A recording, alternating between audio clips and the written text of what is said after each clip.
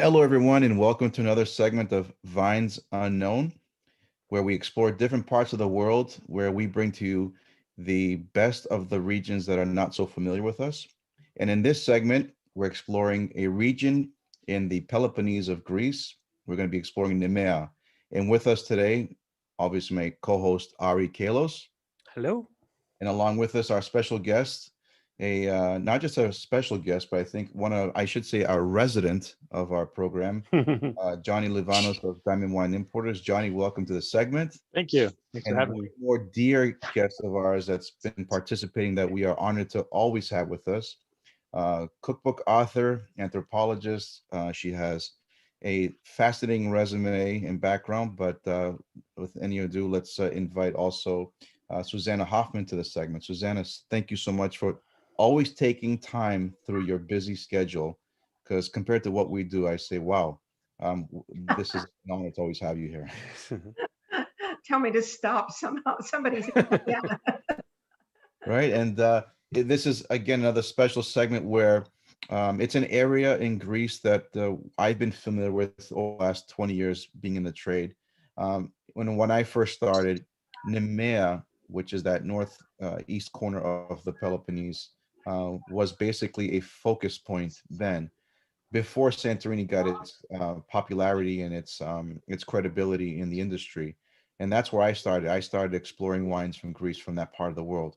And then things evolved and things changed. And I'm glad that we're back here, because I think we need to show some more insight on this very special part of Greece.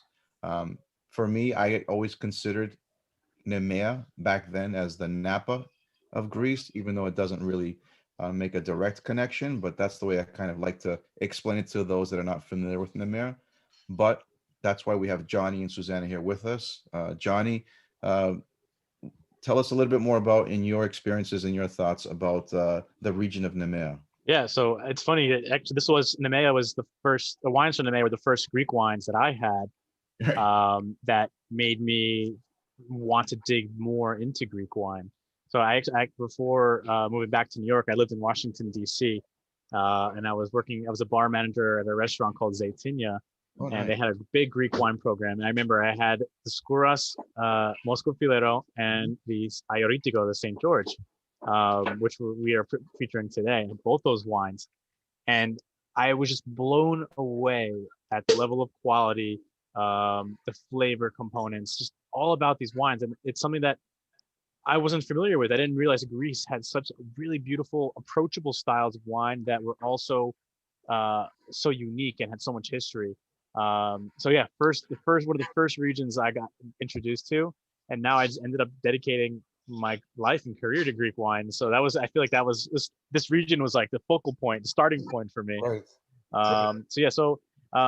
As you said, Nemea kind of is like the Napa of Greece, and I think I like to think of that because of its proximity to Athens. I think that's a big plus for the region is that it's so close to Athens. You could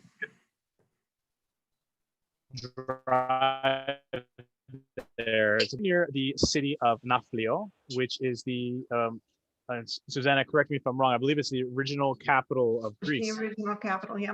Yeah, so the original capital of Greece is right there, right near this region of Nemea. Modern Greece. Modern, yeah, Yeah. the the capital of modern Greece. And so there's basically two wines that grow in this region. Well, first of all, Nemea is the PDO, or protected designation of origin, for uh, the grape Ioritiko. So I'm going to share my screen. Actually, I'm gonna show a couple slides just to kind of talk about the region a little bit. All right, one moment. So here we are. Here's our map of Greece. Athens is right there in the middle. And then if you drive over the Corinth Canal, you're right there. So Nafplio is somewhere in this area here, and this little red splotch, this is the region of Nemea. And then as a whole, we're talking about the whole Peloponnese today. And right here, this yellow orange spot is Mantinea. So these are the two main wine regions of the Peloponnesos. So Peloponnese is a peninsula. It kind of looks like a giant island, but it's connected by a tiny, tiny strip of land right here over the Corinth Canal. Um, Mantinea is dedicated to white wine, the grape Moscofilero. And then Nemea is dedicated 100% to Ayoritico, which is a red wine region. Um, and the region historically was called St. George, Ayos Yorgos, which is where the name of the grape comes from, Ayoritico. And Ayoritico means St. George in Greece. I'm also going to go through a couple slides, show some pictures, and then we could just chat casually about the wines. And then we're featuring 3 wines from our producer we import, Domaine Scuras. And the 2 wines we're tasting again, Moscofilero, Ayoritico. So these are some pictures of the grapes. What I love about this region is, and you compared it to Napa Valley. Remember, Napa's like there's a lot of mountains and hills. It's a valley.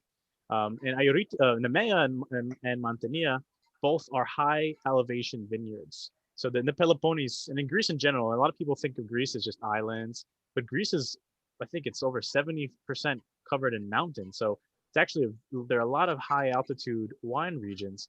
And Mantinea, where the Moscofilero grows, it's actually one of the tallest or highest elevation of vineyards in Europe. For the wine we're tasting today, the white wine, Moscofilero, it's about 2,000 feet of elevation, which is really, really, really high altitude, which creates really flavorful wines. So this is George Skouras. He's the founder of Domaine Skouras, and he's one of the godfathers of modern Greek winemaking. He built Domaine Skouras in 1986, and he studied in France and Dijon and brought a lot of his experience working in France and applying those to Greek varietals. Then we got his son Dimitri, who's taken over, and he's a great winemaker and is the next generation. And I have some pictures. You can see how it is like a rolling hills and valleys. And this is the Mantinea region. You can see some of these beautiful tall mountains and with vineyards just facing the sun. So really unique climate terroir here. Definitely worth visiting. I highly recommend going there if you're traveling to Greece. It's only a short drive from Athens, so you don't have to take a flight or a ferry. It's right there. You can take a bus. And I have a quick video. Can I play this? This is just George Skouras describing Moscofilero. Yeah. Is that okay? Yeah. Yeah, absolutely. He's just better at describing it than me, and I love the way he speaks about it. He speaks like poetry, the way he talks about these grapes. Can you hear it okay? Actually, I don't hear it. No? Take my headphones out. Oh, there it goes. It is in the center of Peloponnese. I make wine with the Moscofilero the last 20 years. Moscofilero, it is a grape variety in the. Wait, I realize I could. Let me share my audio. I think that may make it easier to hear. Sure. Sorry. One moment, guys.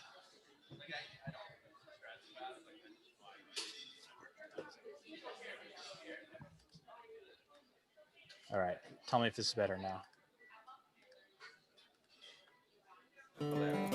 Oh yeah, beautiful. Okay, Moscofilero, it is my grape. I love that grape very much. It is in the center of Peloponnese. I make wine with the Moscofilero the last 20 years. Moscofilero, it is a grape variety which we can find in the center of Peloponnese, in the plateau. And there is, and for that, because of that, it's typical. At about 2,200 feet, and up there it is a cold area of Peloponnese. Imagine that the harvest comes in October. That means a lot. As this area it's a cold area, the Moscofilero preserves the aromatics. By itself, the grapes of Moscofilero, they have red skin, which is not exactly red because there are a lot of clones. So there is the Asprofilero, white filero, which is green, more green. There is the Xanthofilero, which is the blonde filero, which is another grape, it's like the Gewürztraminer. There is the Mavrofilero, which is the black Filero. So there is a lot of different grapes, but there is color on the skin. And the wine have not color. It's unbelievable. It's like transparent. But the wine, it is always having such of beautiful aromatics based in flowers. The rose petals, the violet, the jasmine, you know, the sweet citron, all these citrusy aromas comes from the Muscofilero. It is really very, very pleasant. At the same time, Muscofilero have a very nice acidity. The Muscofilero, it is a little bit hard to work because you never know when to stop to get color or not in your pressure, which is, you know, we go for just 50% of free round juice for making the wine. After that, we can have colors, and their grapes magnificent. They resist very, very well to the rain and everything like that. It's an excellent grape for make. I mean, I feel very lucky to have that grape in Greece. Cool. So yeah, just wanted to share that because I feel like he talks so well about Moscofilero, and sometimes it's hard to speak better than the man who makes wine himself. So Moscofilero again is the main white variety of this region, and maybe we should have a little taste before we talk about the Absolutely. rest. So I think we have two Moscofileros from Skuras, right? But they're equally delicious, but one obviously is different than the other, right? Yeah, so we have the two. We have the regular Moscofilero, and then so that's a 2019 Moscofilero from Skuras. That's the classic style. And one thing he didn't mention that I think is important mentioning, like the words Moscofilero, it's kind of, it basically means like the smell of flowers. And this is when you have this wine for the first time, you're kind of struck by how floral it is. It's a very delicious, bright floral wine, really, really, really aromatic. It kind of reminds me of like a Greek style dry Riesling or Greek Gewürztraminer or Pinot Gris, like wines in that category that are like light but aromatic at the same time. That's something I really love about them. They're so fresh, they're so complex, aromatic, floral, just really delicious. Plus, they go with a lot of different dishes because they have the bright acidity, and having high acidity does help with pairing with food. And that's always Absolutely. something to keep in mind. Absolutely. I'm a big fan of Moscofilero. I mean, I'm a big fan of white wine. I drink a ton of different types of white wines, but what I like to suggest or recommend, whites in general, Moscofilero is in that top selection of recommendations. And I don't even tell people what it is before I let them try it. I just let them try it first, and then I tell them what happens after. Mm-hmm. And it always Yeah, works. that's always a good idea. Because I feel like a lot of times, especially when people are trying wines from countries that they're not familiar with or trying wines that they don't know so well, it's kind of nice to just let them taste it without having any preconceived idea of what it is. And that's something I love to do when I'm sharing wine with people.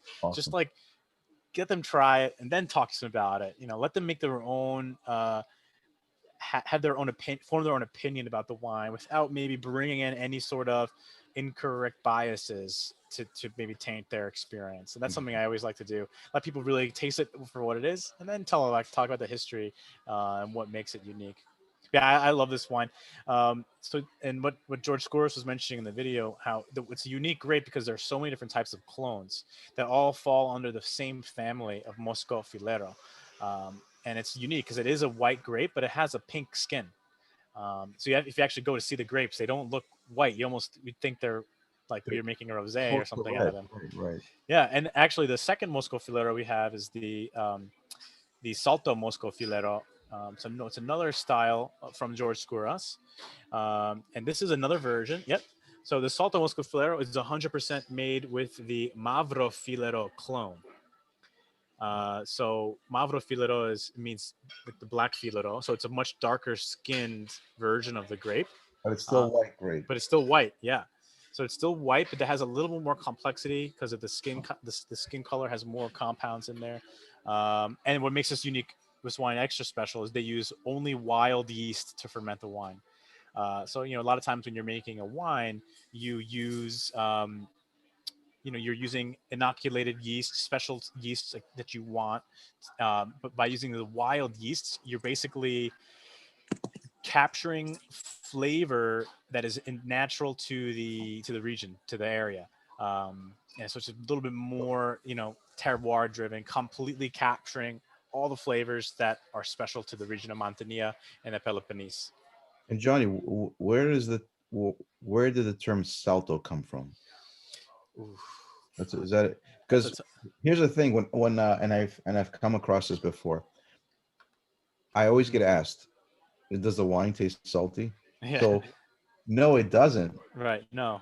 But there's some element of dryness Hmm. that I don't know if that's where it comes from, or if there's some other relation to the term Salto. But immediately, I always get asked these questions where the names come from, and I don't always know. Yeah, I can't Oh, honestly name that answer that, but yeah. maybe I like to say alto means tall, Well, and it's a high elevation I vineyard. just answered my own question. On the back of the Well, label, on the back. maybe Susanna has some insight. I don't know. well, I think we should start with the meaning of the name Nemea, Okay. which means it comes from the verb to graze. It means grazing land.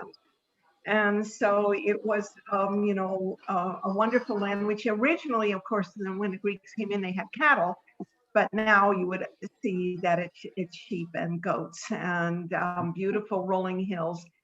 Um, and it was famous, and this may have something to do with the term, it was famous for its celery, the area. So, or wild celery. You had to realize that Greeks, as well as drinking wonderful wine and having indigenous grapes, have about 125 different wild greens that Wow. they eat. And among them, wild celeries, wild parsleys, all kinds of cress. And this area is famous for all of those. You can go I wandering, think are they gather. known for are they known for the term horta? Yes, Ah, which is the same as our cohort, somebody that you farm with is what it is. really? I never never knew that. Susanna, you're always such a pleasure because I always learn something new with you. It's true. There's so much to learn. I love that. I didn't know that at all. And since you're speaking of aroma, do you realize what aroma means? It comes from homa, which means soil, which means that it is the scent of freshly turned dirt. Oh, Oh, interesting. Wow. uh, Have you seen the movie My Big Fat Greek Wedding? It's like the word comes from this word. I That's know. awesome. I love the Moscow Field Rose. I think they're incredibly refreshing. The variety of them, the complexity. For me, I may be kind of off the margins here, but I find it more a summer wine. Hmm. I really, really enjoy its refreshingness. I am absolutely a devotee of Ayurvedico and of the lowlands and the highlands and everything from cinnamon and fruits to chocolate and oak in them, which I absolutely adore. So I don't know whether we're going to get that far, but if we move up to the other regions, I'm also just to add a few notes about how long it's been a grape growing region.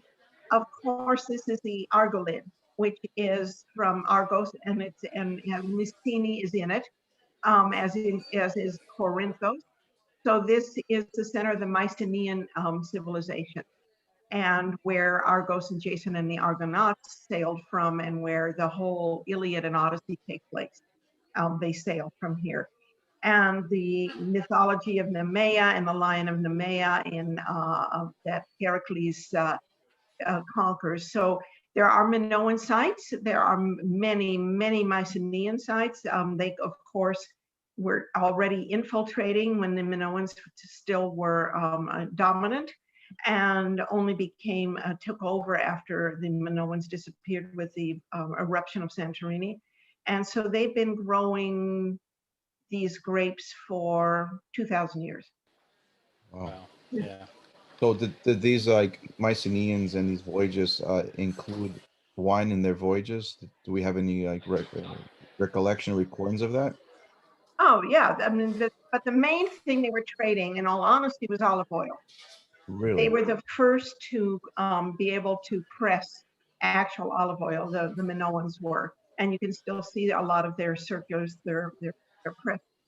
And that the trade was major. The major thing was in olive oil, but in terms of the grapes, they took the grapes. They and the Mycenaeans and the early Greeks took the grapes all over the Levant, that is Lebanon and Israel, all over Turkey, up through what is now Armenia and Croatia, over to France, up the Loire Valley, and over to Spain. So when people talk about the Aggiorgitico related to Sangiovese in Italy, it's Mm. probably accurate. And certainly most of the, if you take the DNA down of many of the grapes of Italy and the whole Mediterranean region, you'll find that they came from Greeks spreading the grape seeds. Nice, nice. Well, I want to make a quick comment to what you just mentioned, Susanna. When I first was introduced to Ayurvedico, this is going back 25 years, and at that time, and I remember listening to George Skouras, where he was giving us a lecture about Nemea, where in the beginning they were still trying to understand Ayurvedico from a farming, from growing, and from a production standpoint. And they were trying to master it, or they were trying to refine it. So when I first started tasting aguritico 25 years ago, back then when they were producing it, the thought was it reminded people of something close to Gamay or wines from Beaujolais, right? And then as time went on and they started to actually evolve and they got better at producing their wine practices, and Aguritic was evolving. Now you mentioned when we drink different selections of Aguritico from Nemea, it's reminding of us of Sangiovese. It's amazing how over 20 years how the evolution of the flavor profile, the characteristics have changed because of the methods and the mastering of the grape have changed as well. That now we find ourselves that it's being more related to a different part of the world. And it's fascinating to just listen to what you're saying, and then I'm listening to myself on what I remember Aguritico from what it used to taste like and what it tastes like today. Those are all good points. Yeah, and I feel like depending on the winemaker, you could get a lot of different styles and types of Ayoritico. And actually in the region of Nemea, they also make sweet wine, dessert wine out of Ayoritico as well, which is really interesting to see how one grape, one region could make a lot of different styles and types of wine. Yeah, because I think the St. George that we have today from Skouras is kind of like Gamay style, like a Pinot Noir. It is a little bit lighter, but then I've had other ones that are maybe aged in a barrel for 2 years, and they have this richness. They have their like kind of like a Sangiovese flavor where they are really earthy and have so much going on in depth. And it's cool to see, depending on the winemaker and the location of the vineyards, you could have kind of like just a range from the variety, which is really fun to see. And And mhm, what's interesting too about Nemea is that I noticed most producers also produce estate wines. So they grow their own grapes mhm, versus purchasing their grapes, yeah. which I find to be very fascinating within a small region compared to other parts of the world. Definitely, yeah, and Domain Skouras also he has all his own vineyards that he grows his own grapes, which all go into his line of wines. And the Saint George is one of his most popular, best-selling labels, but he also has the Grand Cuvée, which is a single vineyard expression using aging in all new oak, as well as you've had the Megasinos, which is a blend of Ayoritico and Cabernet. One of my So favorites. yeah, a few different types of styles using the Ayoritico grape. If I'm not mistaken, I think Megas Enos was the first label from Nemea to really elevate and put the Aguritico variety on a high tier. Like Megasinos was like the cuvee or the reserve of Aguriticos, Hmm.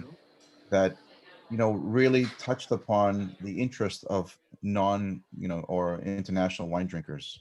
Megasinos. Totally. Yeah, no, that was one of the first wines that we imported. And I think before that wine came to the States, the first vintage I think was the 1986 vintage was the first vintage. And so yeah, right now we're on the 25 years almost. And that was one of the first wines from Greece to kind of put Greek wines on a more bring kind of fame to the region and show that Greek winemakers are taking this seriously and are able to produce really delicious, serious, age-worthy wines that can compete, with France, Italy, Spain, U.S. And the Megasinos was that label, was that brand that kind of turned the attention and the spotlight onto Greece, Yeah. which is great because I think he had to blend Cabernet in there for people to be like, oh, I'll taste. I know Cabernet. I'll drink that. And then from Right. there, it opened the doors and allowed us to. Whoa, I think go my on there. first was the Grand Reserve, Yeah.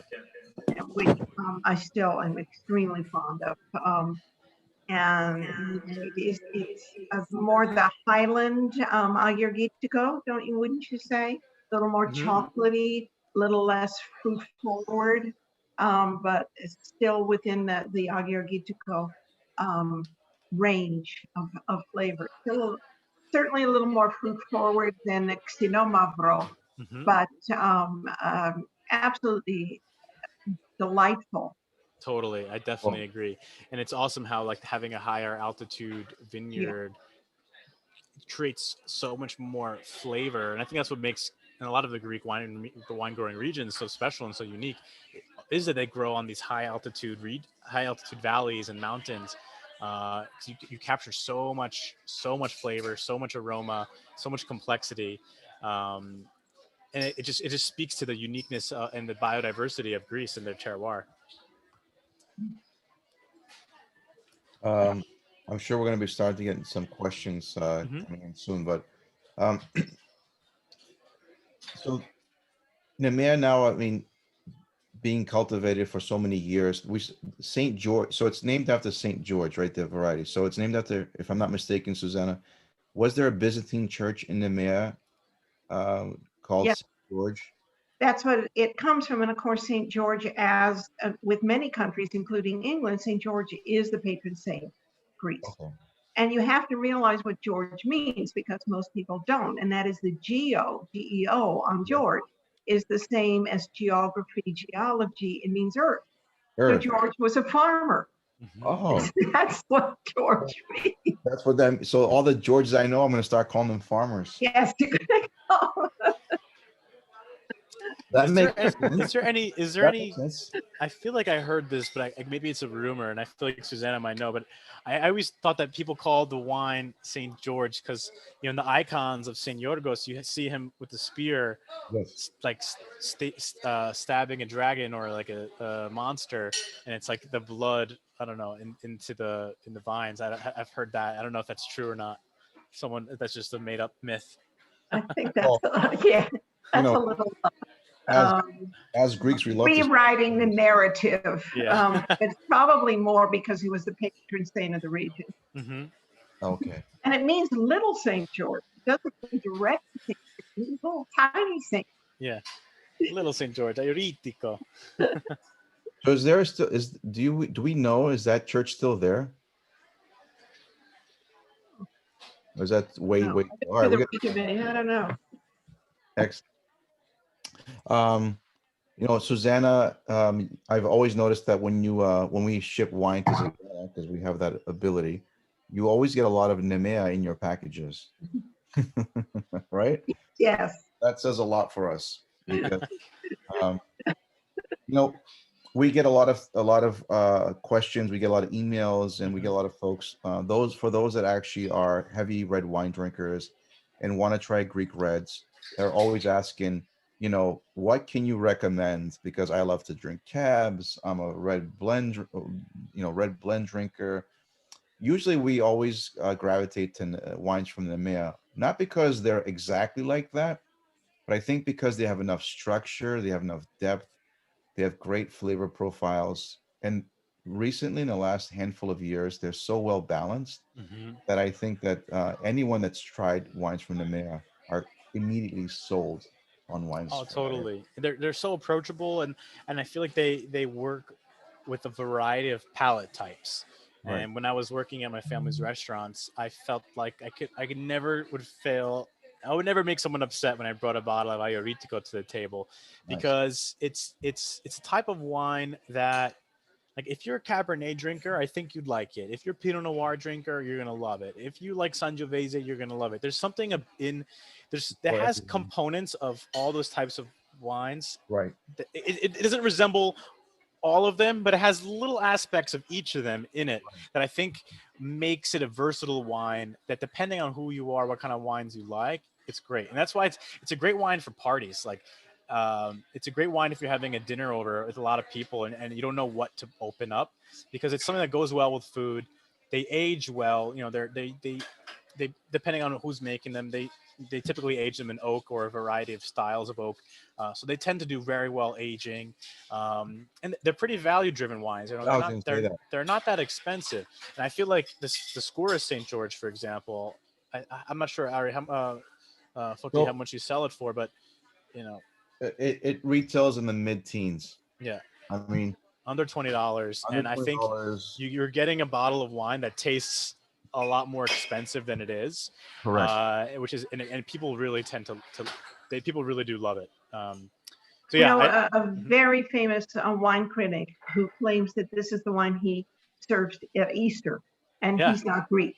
It's Who is it's that? a perfect Easter wine. You just- perfect, you know, and I think that's appropriate. Yeah, I did get, actually, I bought magnums of the St. George Skouras for Easter for my family, because one bottle is not enough for my Greek family. Oh So no. I got to get double sized bottles, and it was definitely a hit, because they have, they're full, they have enough body and tannins to kind of match up to to meat, to lamb. Right. But at the same time, they're not overly tannic. They're very kind of in the middle, so that you could have a few glasses over the course of the Easter day while you're waiting for the lamb to finish roasting. Well, we got Thanksgiving coming up, right? So I'm And then, sure yeah, there's a place on the table for Ayuritico for sure. 100%. Because I know that as Greek families, and we still do this as much as we think that we're going to change, that right next to the turkey, there's always platters of some type of lamb dish. Uh-huh. That's how my family does it. My family's a mix of Italian and Greek, so we do a turkey. My mom makes a lasagna, and then my grandma or my dad will do like a lamb roulade. It's always a whole medley. And I can't wake up the next day without So, holding my stomach up. Johnny, This I think I'm coming to your house for Easter, so prepare I yourself. have to add what I Hold do. on. I make scordalia, and I slather the turkey in scordalia while I'm roasting it. No way. Wait, that is Yes, and the genius. crust is amazing. Do you do like a crust is potato about- scordalia? Yes, a potato almond scordalia, and I mean, I slather it. It's covered in it, and the crust comes out, a good quarter of an inch, covered in garlic paste. And it's, Susanna. Johnny, I'm- cancel yeah. my trip to your house. I'm going to Susanna's. Susanna, we got to do a cooking demo with you. Well, yeah, that's great. I just learned something new. Because, the turkey, it's funny because every Thanksgiving, it's like the last thing everyone eats. We always eat the Greek stuff first. Right. And that could be a way to save the turkey this year. Covered in scordalia. For those of you who don't know what scordalia is, it's a classic Greek dish or accompaniment, or it's It's all of the above. a lot of things. It's like, depending on how you make it, it could be a dip, but it's potato based with garlic, and some people make it with bread and garlic, and some people and there's always like almonds or nuts sometimes involved. But the main thing is the garlic. Greek And mash. lots of garlic. lots of garlic. And I will add something to that. It is the main thing that Greeks argue over: whose mother makes it best. Yeah. Wow. Wow. I want to cover my turkey with that, and then have a glass of Ayuritico on the side, and I think I'll be a happy person this Thanksgiving. Oh man, we should do like a virtual connection and try during Thanksgiving and see what's going on. Oh yeah, I'll take pictures and I'll show you. Perfect. Perfect. No, I mean, That's Johnny's polite way of saying no, Fati. I'm not gonna I'll have associate with you in I'll have real this. time. I'll have Zoom in the background. I'll be cooking the turkey. I well, can't. from what I understand, we're gonna have a lot of Zoom Thanksgivings this year. It's funny. This is the first Thanksgiving where it's going to be less than 30 people in my house. It's crazy. Yeah, we're just Yeah. doing only the immediate family and my a few cousins. Well, But we'll see. It'll probably grow by the time Thanksgiving comes around. we'll 'Cause make sure no one has the heart to say no to somebody. right. Exactly. But in any do I think that we've got some good questions that just came in from our Mhm. audience, and we'd like to take the time to kind of give them some attention to what they're asking. Sure. Ari, you want to run down some of the questions that came in? Sure. Okay. I think the first one is, do they make sparkling? I mean, they make sparkling all around Greece, but I do not believe in Nemea it can be called Nemea if it's sparkling, because Nemea is only red grapes. It's only Ioritico. Okay. I've never actually had a sparkling Moscow Filero before, Actually, but I'm gonna jump in real quick. yeah. I have there is a sparkling from Mantinia, Hmm. and Mr. Yanis Telepos, um, the main Telepos, actually produces a sparkling called Amalia that's made from Moscofilero, Oh yeah, I did have that. I and forgot that was Moscow Filero. that's a champagne method sparkler. So yeah, they do. Well, in Mantinia, that's the only one that I'm aware of. I believe As you're far right. as so, but as Johnny had said, I think that different producers, and we did have, for example, in our last segment, we had Stamatis Milonas on, and he's in Atiki, and they're exploring sparkling wine. So I think that more the areas around Greece are starting to explore this category. Hmm. But Yeah, yes, we import some sparklings from northern Greece, and also in Santorini they do make some sparkling wine as well, Mm. with the Sirtico, and we just brought in limited amount of sparkling petnat from Santorini, Ooh. from Vasaltis, which is going to be really nice. when's that going to come? Because We had a few came in earlier this year okay, and it sold out instantly, and we are now well, bringing in a bunch. So Johnny, I think at the end of the year we have some more coming in. can you just tell us real quickly to our audience what does pet nat mean? It means it's like a shortened of like two French words, pétillant natural. Wow. So it's a more traditional. Um, it's called like an ancient method of producing sparkling wines. So you have a lot of different ways to make sparkling wines. Method Charmat, where the wine goes through secondary fermentation in a tank, Yeah. which gets all the bubbles into the wines. Then you have method Champenois, which is the champagne method, basically how they make wine, sparkling wine in Champagne, where secondary fermentation occurs in the bottle, and that's how the carbonation gets into it. And then the petnat is it's an ancient method or a rural or artisanal method, um, where basically it's bottled. The wine is bottled before fermentation is complete. Right. So when they're doing fermentation, fermentation creates alcohol. It creates CO2 as well. And normally the CO2 is released out. Um, Hmm. but this basically before the wine is finished fermenting, they put it in a bottle and cap it. So it finishes fermentation in the bottle, which allows all that carbon dioxide and natural sugars in the grapes to just kind of capture and create carbonation inside the bottle. Typically, they're a little bit lighter in terms of how carbonated they are compared to champagne. Right. But typically, I feel like most pet nats you see nowadays are they're kind of a little bit funkier. They're a little bit more Funky, yeah. unique. So when They're when you pour a glass of pet nat and it's cloudy and mucky looking, it's okay. mhm.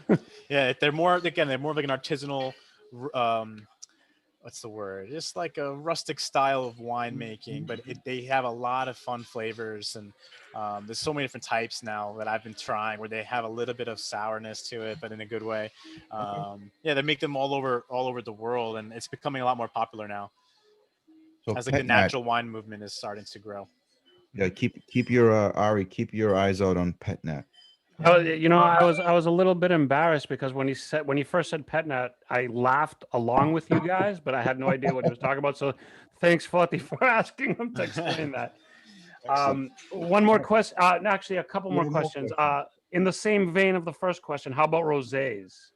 Yeah. So I believe technically, if it has a Nemea label, it has to be a red wine. But they do make rosés out of Ioritico. And George Skouras actually makes a rosé called the Zoe rosé, which is a blend of actually Ioritico and Moscofilero. So it has both grapes in there. So like you have the floral aromatics, freshness from the Moscofilero, and then the Ioritico gives it some body and the color. So they do make rosés in the region. But yeah, some, with the actual PDO, the appellation of Nemea, oftentimes comes with rules and laws that they must follow to call the wine Nemea. So I don't think you could have a rosé called Nemea, but I'm sure that people do make Gotcha. rosés in that Yeah. region and with the Ioritico variety. Okay. But they just call it Rosé Ioritico from the Peloponnese. Excellent. Nice. All right. Another question. Do Nemea wines age well? Oh yes. I like that response. Right Yeah. away. I mean, they age very, very well. I mean, what I love about these wines is that you can drink them young. You can drink them fresh. They're meant to be drunk now, but with aging, they just get better and more complex and delicious. And yeah, I think they age very, very well. They have strong tannins, so that helps the wines develop in the bottle. But yeah, they're great because you can have them now, or I'll definitely buy 6 bottles, have one now, have one next year, then leave one in there for That's a not while. gonna happen. That's not gonna Have happen. some now, save some for later. Yeah. Okay, one more question. As far as I see here, do they grow other red grapes in Nemea? So they do grow them, but like to be considered Nemea, it has to be Ioritico. So Nemea is really like 100% dedicated to Ioritico. But probably in the areas surrounding Nemea is where they'll grow other grapes. I mean, George Skouras, his winery produces Chardonnay, he produces Syrah, he produces Cabernet, Moscofilero. So he makes a lot of different types of wine in that region. But Nemea is really just 100% Ioritico. That's the best. That's a grape that does the best in that region. So people focus on that grape in Nemea. And Ioritico and Nemea. But they can grow other wines, other grapes, but it's just not going to have the Nemea stamp. They'll bottle it as a separate thing. Somebody. All right. Somebody wrote sporits. I'm going to assume they mean spirits. Maybe Tsipuro. Yeah. So we Diamond Importers, we import Tsipuro, which is a Greek grape distillate, and from a distillery called Verino, which is in the similar region in the Peloponnese, and he buys all the grape skins from George Skouras, and he makes fantastic Tsipuros out of Ioritico and out of Moscofilero. And so to make Tsipuro, you take the skins and sediment. Basically, after you finish making the wine, you take the leftover skins and you go and you distill that. Basically, all the alcohol, the wine that was left in the skins, now you could capture that and bottle it. So you have this really extremely flavorful aromatic spirit called Tsipuro that comes from the grapes of this region. So yes, they do make fantastic spirits in this region, mainly Tsipuro. Nothing goes to waste. No, nothing. And another I guess it's kind of close. The city of Patra is pretty close to Nemea. Couple hours. Right.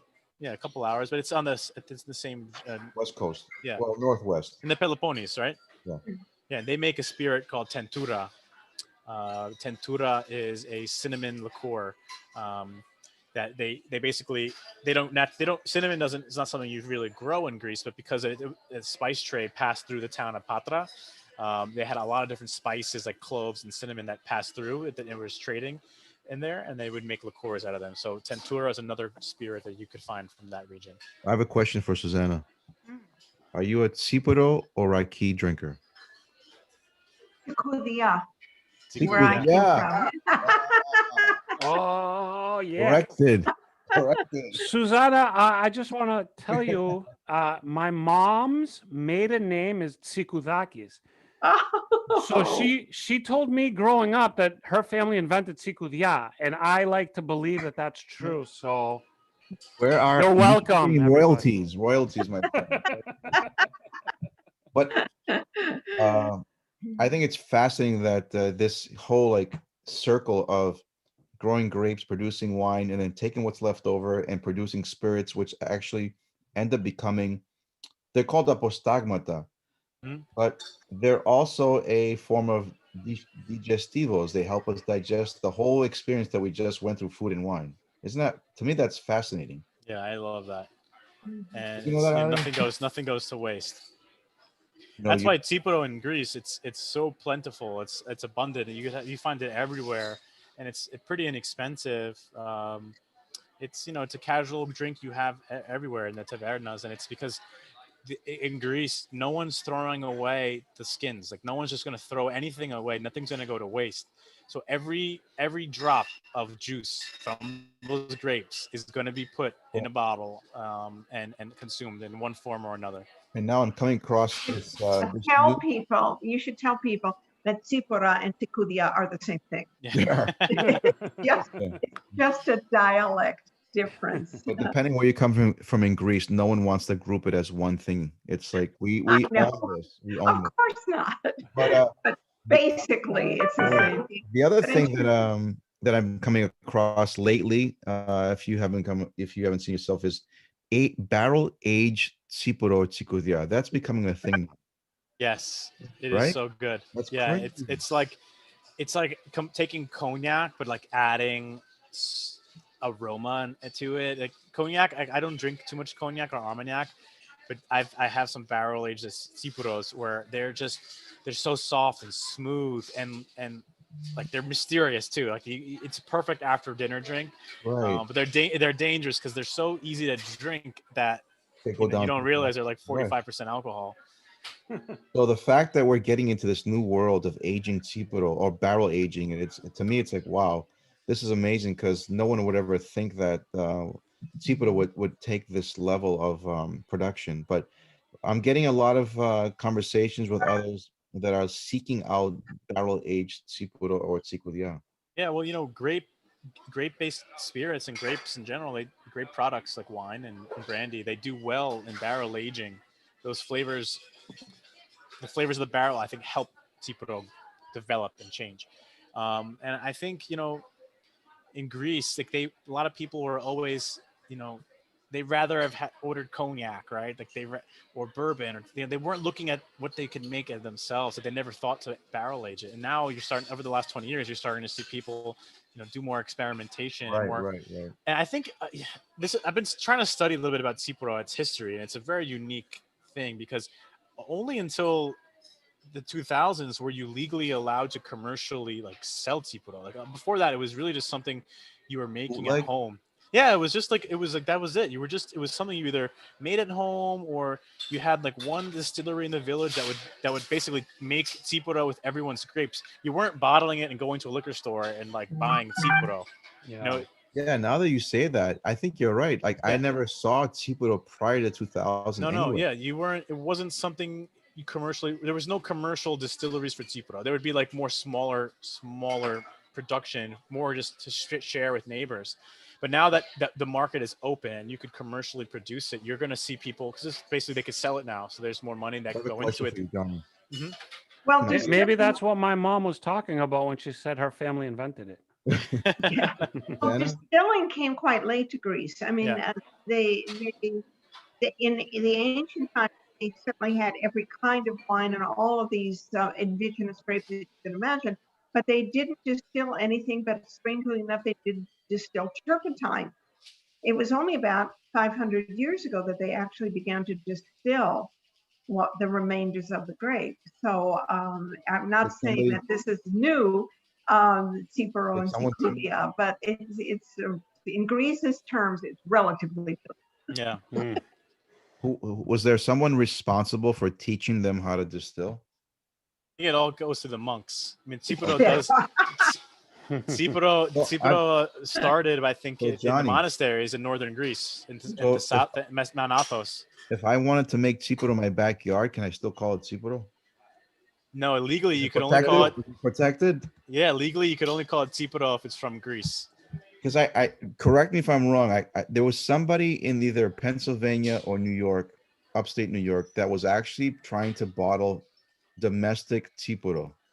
There's also, I heard it. I think it was in Oregon actually. Oregon, yeah, somewhere There was else. a distillery making. No. Okay, in Oregon there was a distillery making ouzo, and then I think it was in New Jersey a distillery making Cipro. And I think they're still calling it Cipro, but technically they can't. Technically, it's against the rules of the EU. You know, the EU protects Cipro the same way champagne has to come from Champagne, France, and What if your legal last name is Tsikudakis? I think There you I think only Ari gets a pass. Then you might be able to slip a Greek 20 Sorry, it again. has to be little Cipro. Yeah. I'm a Tsikudaki. You could only make it in little bottles then. Then you'd be okay. Nice. Excellent. Wow, this is great. I mean, we've learned so much in this segment. Even though we're like, choosing certain regions, we're just like really dissecting and breaking it down with fun facts, history, plenty of knowledge. This is where it's at when it comes to, I think, in my opinion, exploring, learning, and understanding. Because I think at the end of the day, understanding it translates to appreciating. I think when someone really appreciates the understanding, then things do taste better. Mm-hmm. Absolutely. Yeah. And I think, just by trying new wines from different regions, you get to travel the world, and we love traveling to the regions of Greece, especially in this group. I think anyone joining us now loves Greek, but Greece is such a unique and diverse country that you could go to all these different regions and try something completely different with a whole different story and history behind it. So, definitely recommend continue to try new things and travel through the villages and vineyards of Greece through their wines. Susanna, anything that you want to kind of include towards this last part of our segment about Nemea? Anything that you want to add before we kind of come to a close? Well, in talking about the different regions, remember that in ancient times, Greece was just a whole series of tribes. They weren't united Greece, and so when you took each region, such as Nemea and the others, and Sparta, which certainly became the dominant force in the Peloponnesus, was a collection of different tribes of regions, and that's partly why you're getting so many different indigenous grapes and approaches to the wines. So if we think of Greece as united, it's only been united for a very short time. It was diverse and tribal, and essentially what held it together was the Greek Orthodox religion, as opposed to a government. And I'm still surprised that we're still united. Apparently here too. Right. So I think we're good. We're no more questions, and I had an amazing. This was actually a really good webinar. I learned a lot myself. I had a lot of fun, and it like flew by. And I just want to say thank you so much, Susanna. Your knowledge, your history. I mean, I'm a history geek myself, and like sometimes when you like teach me these things, which I'm on the internet like basically 12 hours a day, I'm like, how do I not know these things? Like, thank you so much for the knowledge that you bring.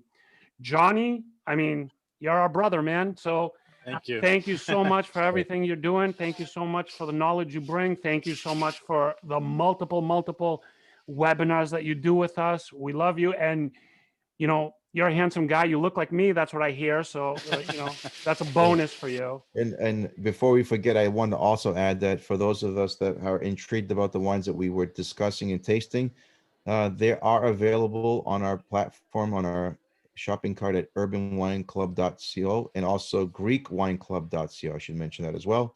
And coming soon, there's another platform that Ari's going to mention that we can find all of our Greek wine products along with Greek food products. I wasn't actually going to mention it because you're all business. I'm all just, loving everybody, but I'll mention it. We're releasing a Greek shopping app, so look out for that. But something very important, I think, dear to all of our hearts, we have a donation campaign for the people of Samos for the earthquake. So we'll post the link to that as well with our video and podcast. But I just want to say thank you so much again, Johnny. You're awesome. You know your stuff, man, and we appreciate your time. Susanna, you are amazing. You have 4 books coming out, and you still made it here. And I didn't even sing my official "Oh Susanna" song to you when you joined tonight. The next one, on the next one. I'll do it next time. I forgot this time. But It's Ari, it's a nonsense song, so for you it's appropriate. Oh yes, exactly. See, Susanna knows me very well. Thank you everybody for listening. Thank you everybody for watching. Thanks everybody out there. Thank you, Johnny. Thank you, Susanna. Thank you, Foti. Thank you. We will see you guys next time. Thanks everyone, and good night. Kalinikta. Yamas. Feliz,